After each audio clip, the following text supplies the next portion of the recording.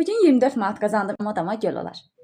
Lütfen salamlar. Bugün sattık kendinize gösterdim. Ben bir hanım. Bizim çehre renkte bak geçen yay yuvanımız vardı. Yeni düşmüştü. 2 tane tembel sipariş edeyim. Böyle de gösterebilirim. Bunlar çok güzeldi. Yay içinde yay örtü, yay pakvalı değiller. Yay örtü değil bak onlardı. 2 tane hanım bundan sipariş edeyim kızlar. Her 45'ten 35'er. 2 tane bundan gönderirim. 35 70 manat. Ve bir tane de böyle bizim premium versiyonu olan yatak seti sipariş edeyim. Hansı bunlar yastığımızı yorumlarınızı birisi böyle sayadı. Ve birisi de böyle geçer bizim kaynağını. 60 manattı. 35 70 bu da 60.